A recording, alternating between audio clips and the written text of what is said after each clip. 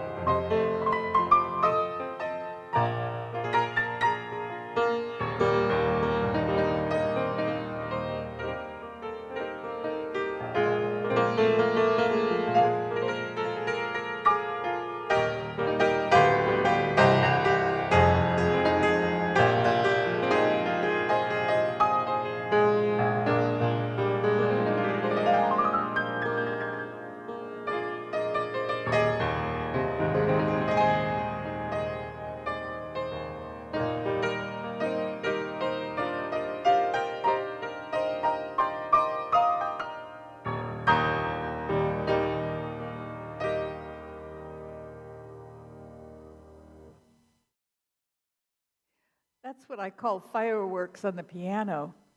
Our call to worship this morning and the chalice lighting was written by the Reverend Maureen Kaloran. It's titled, "We Come Together Without Creed."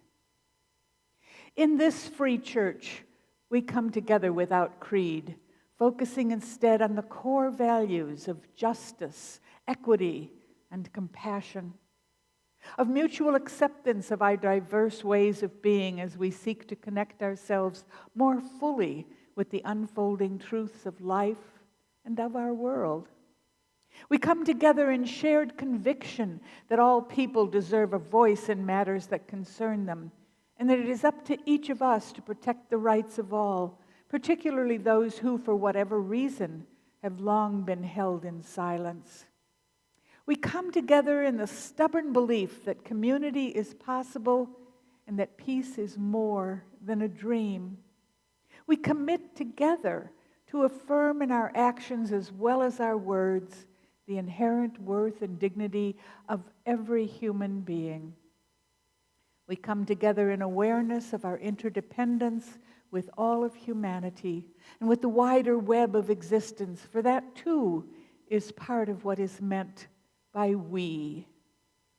In this free church, we come together without creed, believing that the way we live in the world bears testament to the value of our beliefs.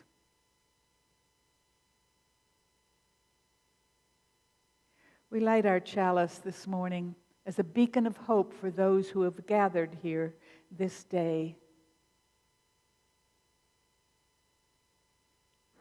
For all who have ever walked through our doors, for those who may yet find this spiritual home, and for those whose paths will never come our way.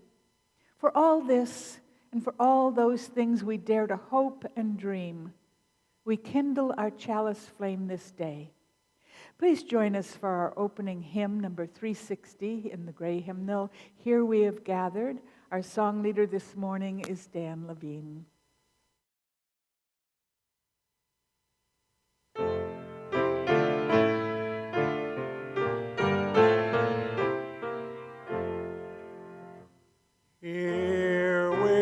have gathered side by side. Circle of kingship, come and step inside. May all who seek here find a kindly word. May all who speak here feel they have been heard. Sing now together this our heart's own song. Here we have gathered, called to celebrate days of our lifetime, matter small and great. We of all ages, women, children, men, infants and sages, sharing what we can. Sing now together this our heart's own song. Life has its battles, sorrows and regret, but in the shadows let us not forget. We who now gather know each other's pain. Kindness can heal us as we give we gain.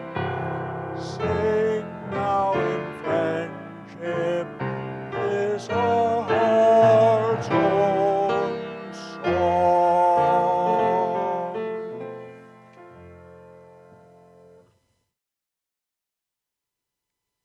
Lovely words, lovely music. Join me now in repeating our covenant.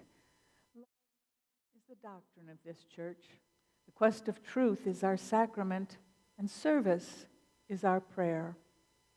To dwell together in peace, to seek knowledge and freedom, to serve others in community, to the end that all souls shall grow into harmony with creation. Thus do we covenant with one another. I have just one question this morning, and it's, how do you celebrate your independence? I will have more questions when I'm done.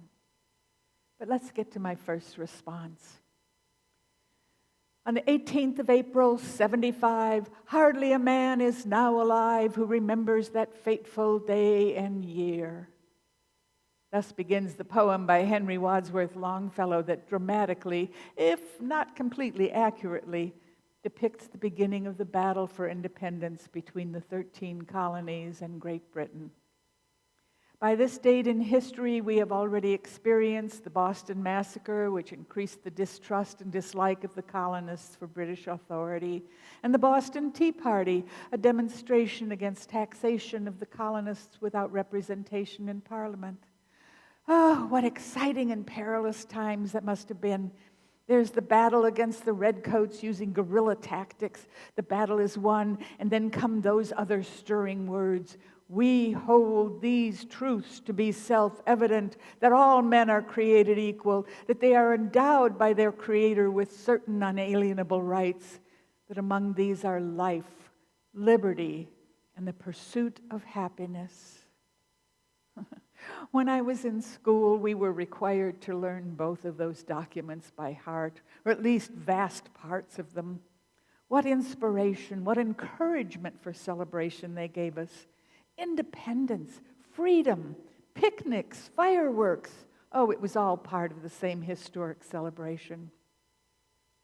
When I was very young, fireworks were still legal in Illinois, and then some poor boy in Chicago blew off his right hand by hanging on too long to a rocket. And in a flash, literally, fireworks were banned to the public and could be sold only to organizations who put them on safely for public display.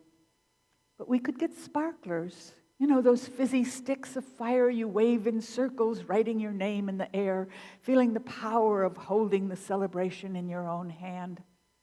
Oh, and then there were family picnics, outdoors if the weather was nice. The food, oh, the delicious food. the cousins running around in splendid play. And then the family would caravan to the high school where we sat in crowded bleachers watching the fireworks, much better than we could do in our own, and safer, my father assured us. We didn't need convincing once they started, and there was that common language of fireworks everywhere. Ooh, ah, and look at that. 4th of July was just as exciting as Christmas in my book, except for the lack of presents, of course. Even the school part of it, learning the history of freedom and independence, was inspiring and exciting. We had been small, but we had been mighty, they told us. They had trained soldiers, but we had something better. Brave patriots, the Star-Spangled Banner. Yeah, I know that didn't come until some 40 years later, but it was all mixed together in my mind. And we had right on our side, of course. Great to be an American, Yankee Doodle Dandy. Oh, we were so proud. We would always be so proud. And Longfellow's poem ended like this.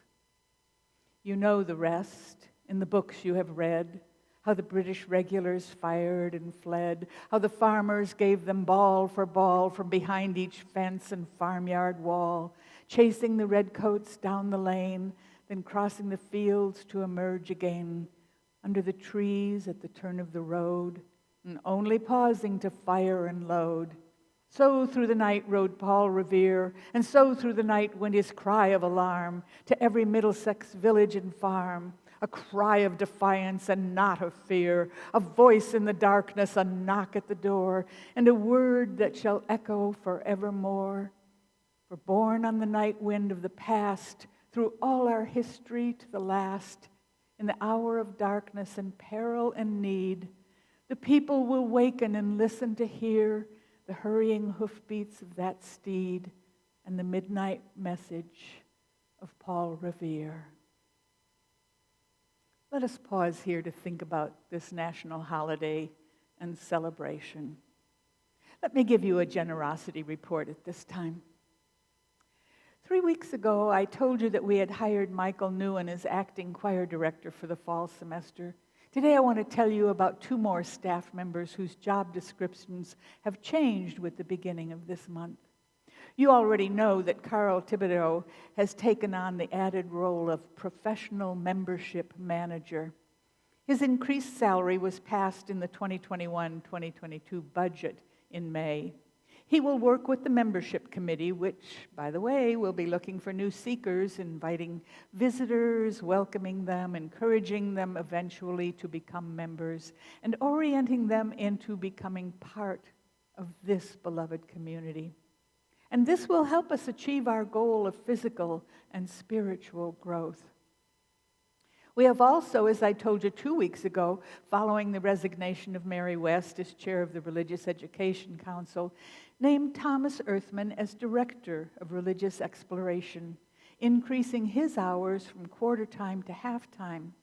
His initial salary increase will be supported by a proposed grant from NTOC. And finally, the board has approved last week to extend my contract, which was originally to expire on February 1st, through June of 2022. The salary was also already approved in the budget, and I have accordingly extended my pledge for those extra months. Our pianist, Misha Bresnev, is going to be here an additional evening a week rehearsing with the choir, and we are looking at extending his remuneration to cover the extra time. And all of this is made possible by your generosity in pledging both time and money to the efforts of the church. Keep it up, because we are all in this together. I moved the story for all ages down a little bit in the service today. This is a story that was a joint effort of several DREs, Directors of Religious Education. It goes like this. There was a man named Rip Van Winkle who liked to share stories and was kindly to children, but he avoided hard work or anything he thought unpleasant. One day, as the story goes, he found a nice grassy place on a mountain, and he fell fast asleep. But this was no ordinary nap. Rip Van Winkle slept for more than 20 years. 20 years! What do you suppose he missed? His home? His family? A cold beer with his friends in the evening? Well, as a matter of fact, the most important thing that Rip Van Winkle missed was the American Revolution. When he went up the mountain, he lived in a British colony. When he came down 20 years later, he lived in the new United States. This is an old and famous story, but would you be surprised to know that it was a favorite story of the Reverend Dr. Martin Luther King? It's one he told a lot. As a matter of fact, he told it to a huge crowd of Unitarian Universalists in 1966, about 50 years ago. He talked about the civil rights movement and urged all those who heard him to wake up, to not sleep through the big changes that were happening all around as black people and their supporters worked to gain equality in rights. He asked white people in particular not to be asleep and ignore injustice. He urged people to wake up. Well, in the last few months, a new set of leaders from the people of color community are sending the same message Dr. King sent 50 years ago. Wake up. Many of the injustices, much of the unfairness are still here, and there are some new injustices. Wake up. King isn't with us anymore, so we need to help him. So say it with me. Wake up to injustice. Wake up to injustice. Wake up to injustice. And many people who have not been paying attention, who have been asleep, are waking up to injustice thanks to the new young leaders. And we'll talk more about waking up throughout the year in our worship, in our classes. And perhaps you may want to talk with your families about times when they have woken up to injustice, and perhaps are waking up even today. And surprisingly enough, our next hymn is, "Oh, I Woke Up This Morning." In your hymnal, it's number 153, and as a special surprise, we have Mary Kerwin joining Dan to sing this song. Wait until she gets around to the music stand.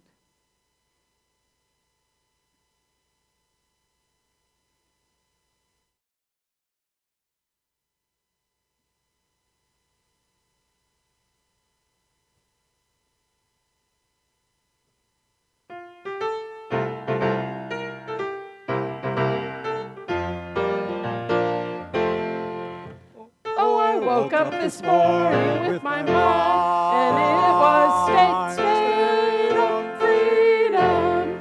Woke up this morning with my mind, and it was state on freedom. Woke up this morning with my mind, and it was state on freedom. Hallelujah, hallelujah, hallelujah, hallelujah, hallelujah. I was walking and talking with my mind, and it was state on freedom. Walking and talking with my mind, and it was state on freedom. Walking and talking with my mind, and it was state on freedom. Hallelujah, hallelujah, hallelujah, hallelujah, hallelujah. I was singing and praying in my mind, and it was state on freedom. Singing and praying with my mind, and it was state on freedom. Singing and praying with my mind, and it was state on freedom. Hallelujah, hallelujah, hallelujah, hallelujah. Oh, I woke up this morning with my mind, and it was state on freedom. Woke up this morning with my mind, and it was state on freedom. Woke up this morning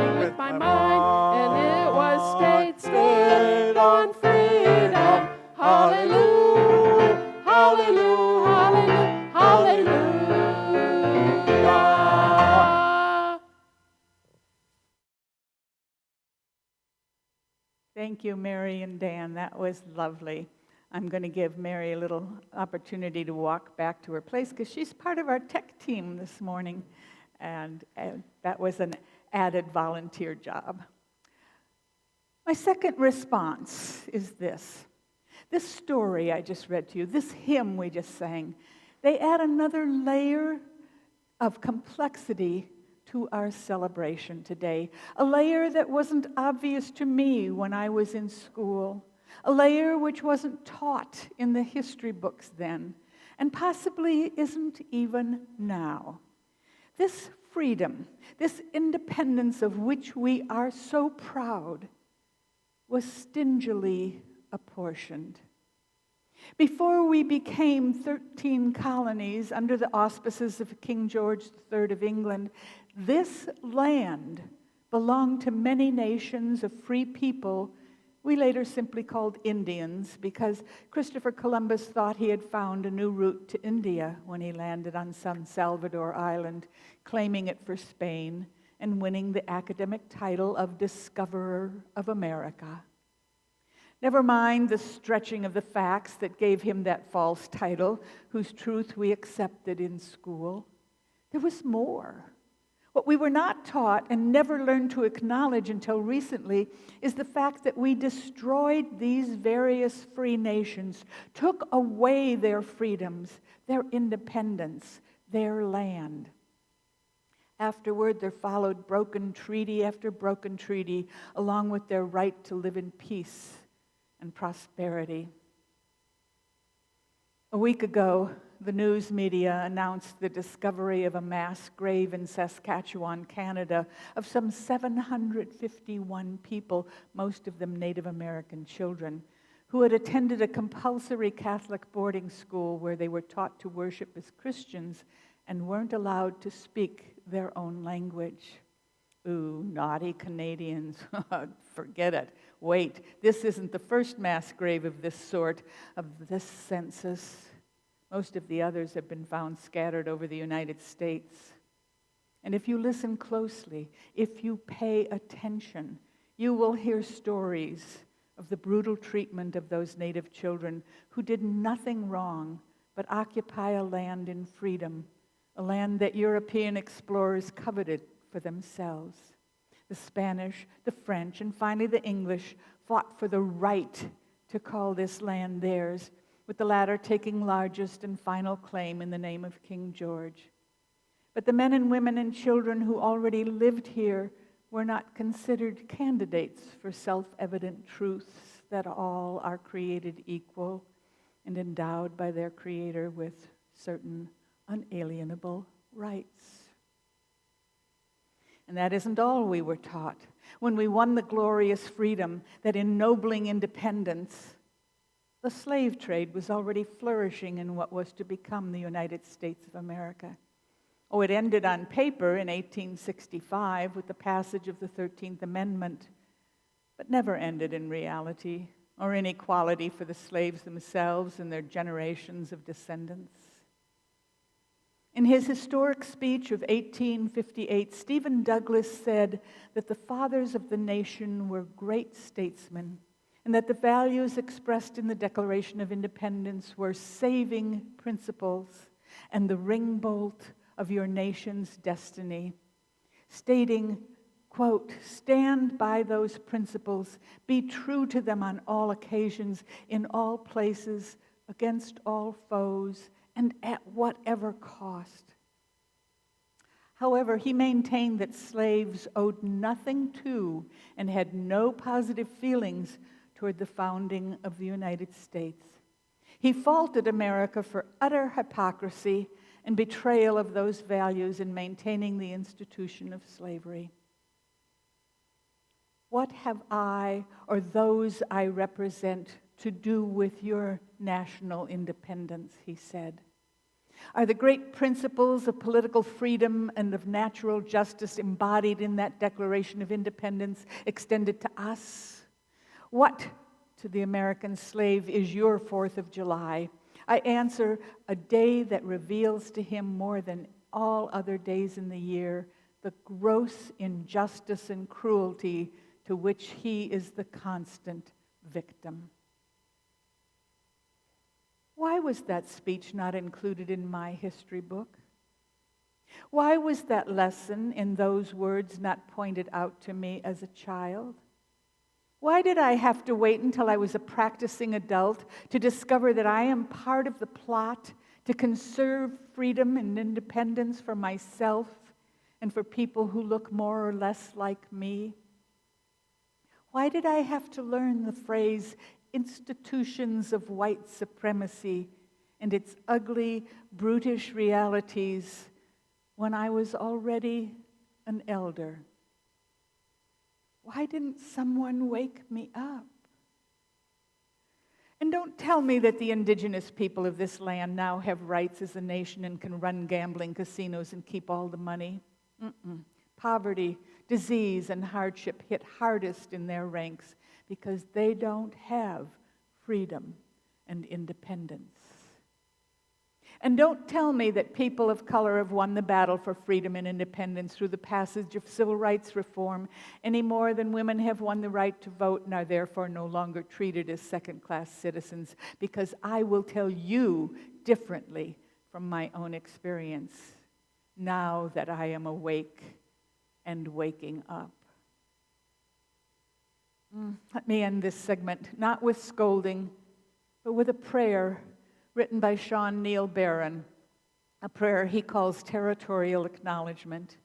And then I'll be back to say more about how we might celebrate this day of freedom and independence this year. We gather together as a community of seekers to honor the interdependence of life, to respect the dignity of all, and to honor the land we walk humbly upon. Friends, let us acknowledge that we walk upon the traditional territories of the Apache, Caddo, Comanche, Kiowa, and Wichita nations, the original nations of this land we now call Texas, who continue to cry out for justice and self-determination. We are blessed with a space and an opportunity to strive to live out our common principles, to bring justice, equity, and compassion into our daily lives, to resist all that threatens the earth and her people, and to live out our dream of a world community of peace, of liberty, and of justice for all. Let these thoughts carry us forth as we journey and worship together. Amen. Every Sunday we celebrate a communion of names and milestones. And today is no exception, although I do not know many stories of what's going on with you who visit us virtually. But I want to make a personal acknowledgement of our wonderful staff and congratulate them on their new positions as you and you on your generosity. Carl, Thomas, and Misha have hung in with us throughout this pandemic. Thomas and Carl are both excited about their new responsibility. You've seen Thomas on your screen throughout our recording-only period, and he's here with us today working the sound system. Carl is scheduled to speak to us in September about his new position. Misha has been here all along as well and is excited to be working with a new choir director and having more time for the choir to rehearse. Michael, our newest member of the staff, when I asked him if he wanted the job, didn't say yes. He said, yes, yes, yes. They are your staff. They support you as you support them. It is a covenant of mutuality, a fellowship of interdependence. Please think of them on this day that you celebrate. Let us take a moment now to share a silence and then a musical interlude as we consider everything that has been going on here quietly behind the scenes as we have been separated by the pandemic. Let us share the silence.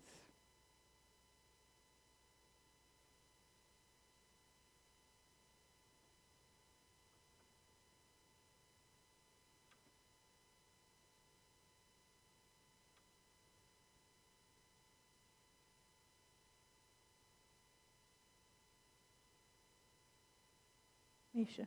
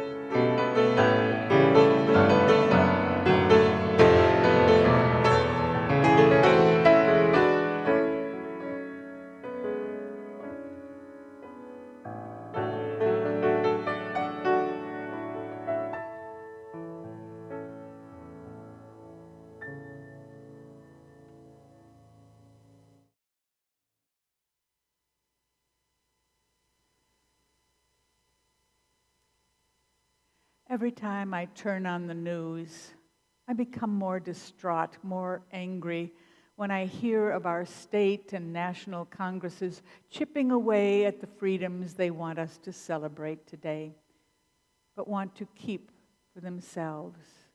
Like small boys at play, they do not want to share their toys.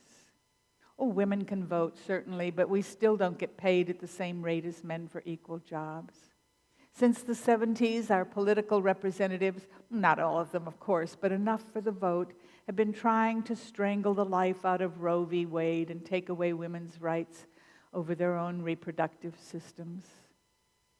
Even as we pause to celebrate this year's 4th of July, those who believe in freedom for some are trying to pass laws that will make it harder for people of color to vote, and are refusing to consider laws that will mandate living wages for all jobs and all workers. Certain educators and parents are arguing against teaching the true history of slavery and the ongoing mistreatment of Black, Indigenous, and people of color, known as BIPOCs on social media, because they don't want the white children now in school to feel guilty, they say. But if they tell the truth, if they tell history properly, these children won't feel guilty. Guilt belongs to their forefathers, their foremothers. The children so educated will feel empathy and will reach out and speak up with compassion.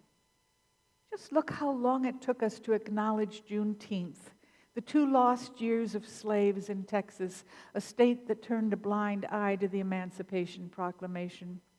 If we don't teach our history, how can we learn from it? And as we celebrate the original 13 colonies that attained their independence, let's take the time to look at the colonies that the United States owns today and refuses independence to even now, this day of freedom and independence. According to Wikipedia, the United States currently administers 3 territories in the Caribbean Sea and 11 in the Pacific Ocean. 5 territories, American Samoa, Guam, the Northern Mariana Islands, Puerto Rico, and the U.S. Virgin Islands, are permanently inhabited, unincorporated territories. The other 9 are small islands, atolls, and reefs with no native or permanent population.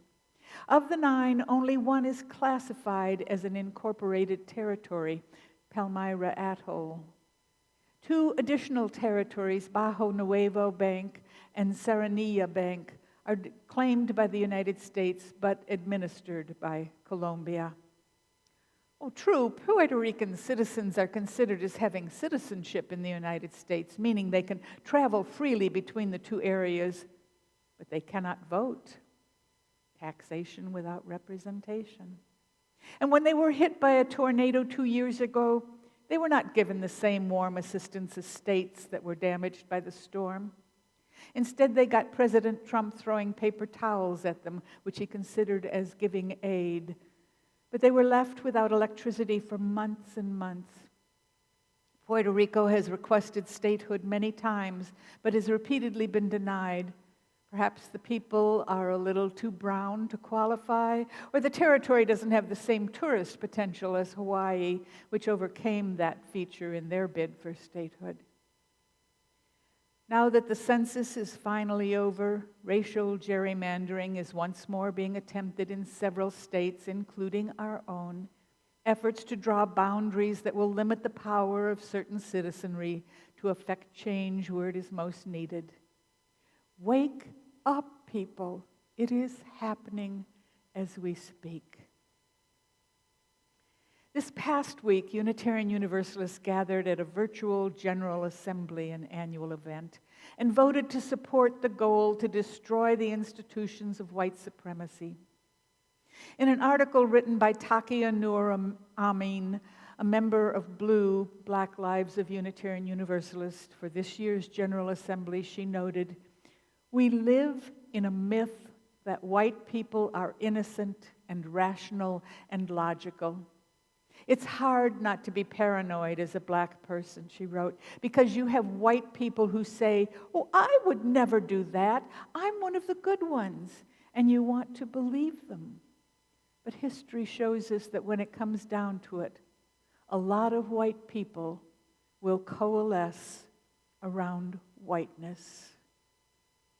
Think about that for a minute. But it isn't just a battle of race against race, black and brown against non-black and non-brown. This is also a battle around class. We may not have titles in this country, but each of us knows if we belong to the class of the super wealthy who enjoy all the perks and pay little for it, to the middle class who, because there are so many of us, can't hide but can't afford to fix the social problems on their own, and those who live in poverty. And just in case you don't know, let me give you a few statistics. 10.6% of the men in this country live in poverty. 12.9% of the women in this country live in poverty. 16.2%, or 1 in 6 children in this country, live in poverty. 25.4% of Native Americans in this country live in poverty. 20.8% of blacks who live in this country live in poverty. 17.6% of Hispanics who live in this country live in poverty. 10.2% of whites who live in this country live in poverty. 10.1% of Asians who live in this country live in poverty.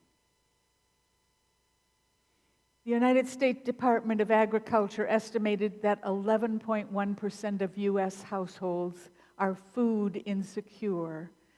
Those statistics come from 2018. I don't have the figures for today, but my guess is they're not improved. This means that approximately 14.3 million households had difficulty providing enough food for all their members due to a lack of resources. Rates of food insecurity were substantially higher than the national average for households with incomes near or below the federal poverty line. Wake up. Beloved friends, I do not want you to cancel your plans to celebrate Independence Day this year. I want you instead to think of our first and seventh principles, the inherent worth and dignity of every person, and the interdependent web of all existence. Think about them, and on this day make a promise to yourself that you will work not only for freedom and independence, but for interdependence for all, for we cannot do this alone.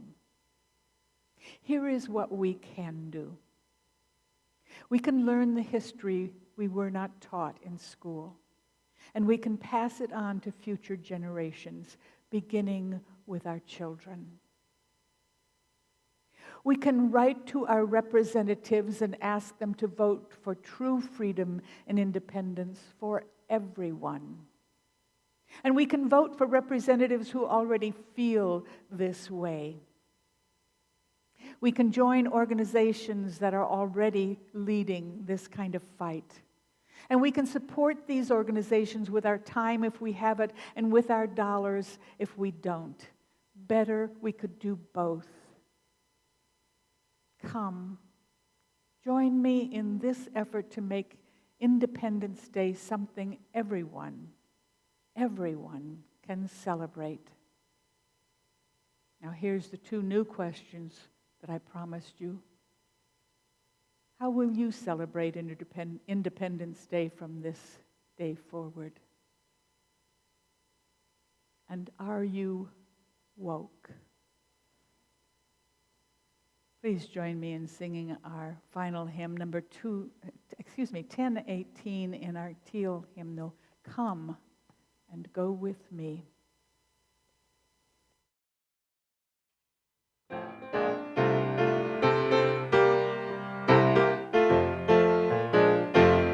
Come and go with me to that land. Come and go with me to that land.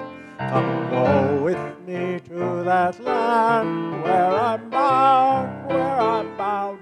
Come and go with me to that land. Come and go with me to that land. Come and go with me to that land where I'm bound. There'll be freedom in that land. There'll be freedom in that land. There'll be freedom in that land where I'm bound, where I'm bound. There'll be freedom in that land. There'll be freedom in that land. There'll be freedom in that land where I'm bound. There'll be justice in that land. There'll be justice in that land. There'll be justice in that land where I'm bound, where I'm bound. There'll be justice in the land. There'll be justice in that land. There'll be justice in that land where I'm bound.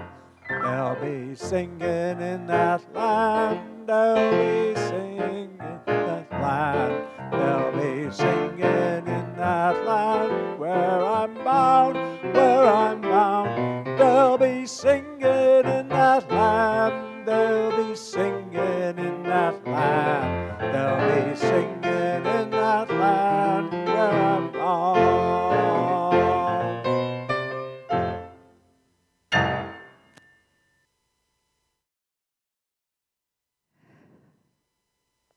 This is one of my favorite books. Oh, we lit our chalice this morning for togetherness, for our gathering without creed, without prejudice, without malice, for being hopeful in the future, for companionship and compassion. We extinguish it now because we each of us take it with us in our hearts and our minds. A benediction this morning was written by the Reverend John Lou Johnston. And she said, "We shall overcome when we can truly celebrate the diversity of contributions and talents offered by all people we shall overcome hatred and prejudice and oppression. When we can truly extend our hands to one another in loving acceptance, we shall overcome the past that haunts us now. Living in peace and freedom, we shall overcome the wrongs that have happened and the debts left unpaid. Let us join together in that commitment to overcome. Let us say together, Amen. So be it, and blessed be. So may it be in all our lives.